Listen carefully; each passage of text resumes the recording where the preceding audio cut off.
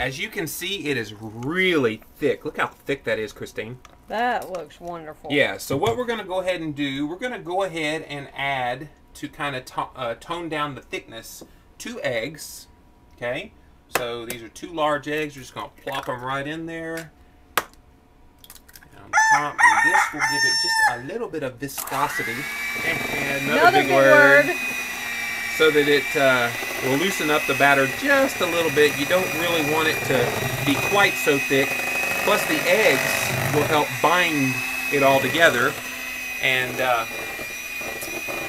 it's just going to be beautiful when it's done. So we go ahead and you can come down here and look at this. Look how beautiful it's already incorporated in. I want to eat some out of the bowl. Oh, you will. You get to lick the bowl. Oops, sorry, it's splattered everywhere. Alright, before we pour it into the pan, we are going to do 3 secret ingredients, and these were amazing. I don't know where I came up with these, but these 3 things just gave it that oomph.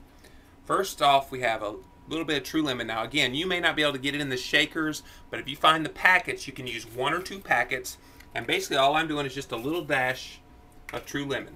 Okay? It's just a little bit of a lemon flavor. Believe it or not, I could taste it in there. And it's amazing. That's all I put in there in that whole recipe. Now the ground nutmeg, again, I'm going to use some ground nutmeg. You just want like a little touch of it, okay? And finally, we're going to put in some ground cinnamon.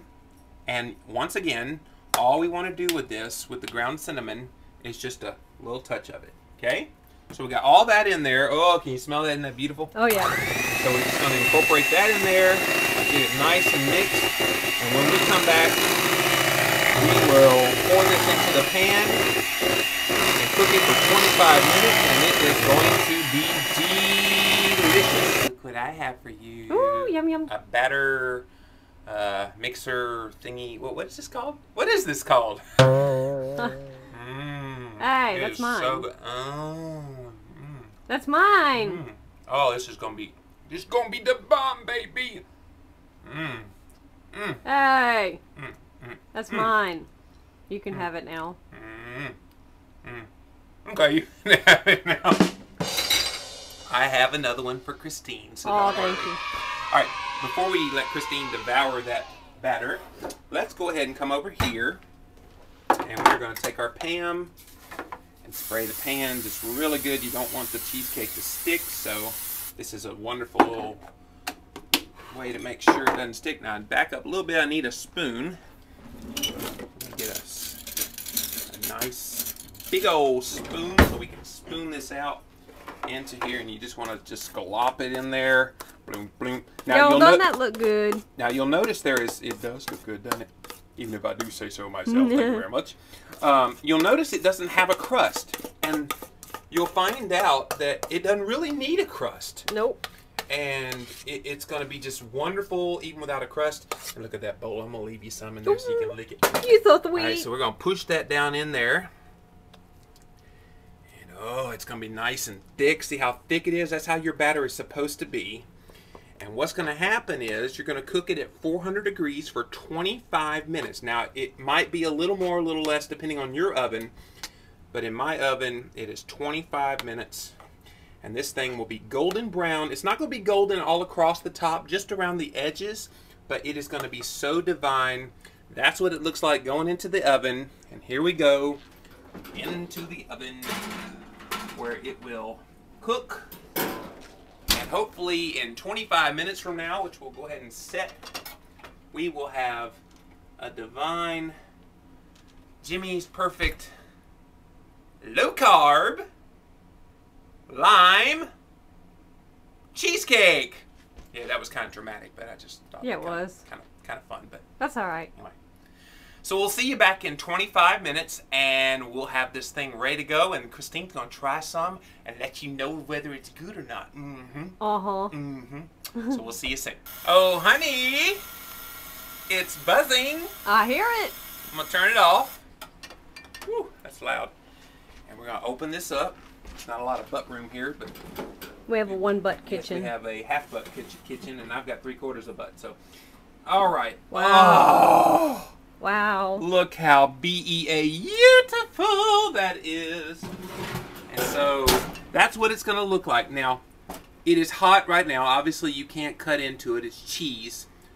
And what you want to do is let it cool. So you'll leave it on the counter for about 25-30 minutes. Just let it cool down. If you want to hurry up and try to cool it so it'll get really nice and hard, you can stick it in the freezer for about 45 minutes to an hour, and it will get very hard, and it will give you that consistency that you want. Now, the best thing to do is just stick it in the fridge for about at least 4 hours so it can get really hard, and that will give you the best consistency.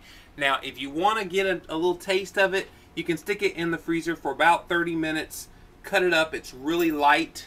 When it's warm, it'll still be warm, and it's really light, and so you really, it's just take your pick. But I prefer the putting it in the fridge, letting it be in there for several hours, and then slicing it. Put a little bit of whipped cream on top, and we'll show you what Christine thinks of it in just a moment. All right, Christine, this is the moment of truth. We've been building up to this moment. Let's take a look at that cheesecake. Oh, look at that. Isn't that gorgeous? Oh, my God. Look how beautiful it browned. And this thing don't need no stinking crust, do it? Nope. No.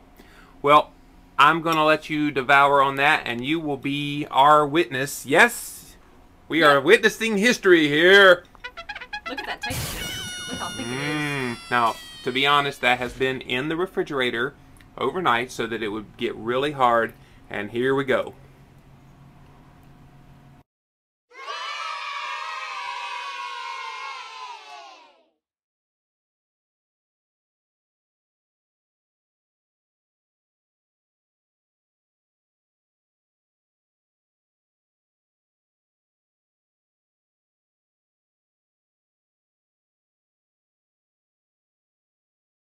I'm gonna grab me some.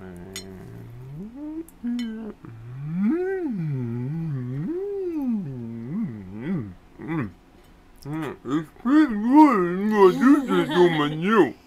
It'll make you pucker. Oh, it is so rich. Oh, and the sweetness just comes out, and you can really taste that lime. Oh, it is just so. It browned really nice on the edges. Oh yeah, that's the beautiful part of it. How it browns up so well.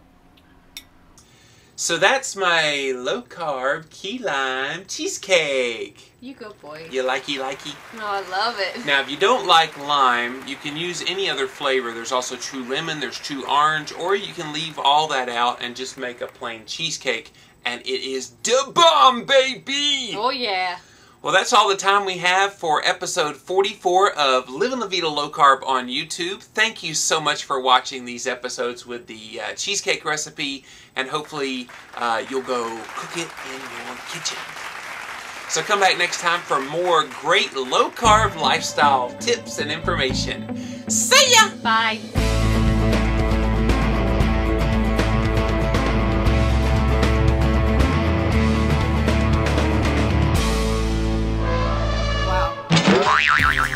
Good stuff? Very good. Sweet enough? Sweet enough. Limey enough? Limey enough. Low carb enough? Definitely low carb enough. She's going to eat some more of that. Definitely will satisfy a sweet tooth.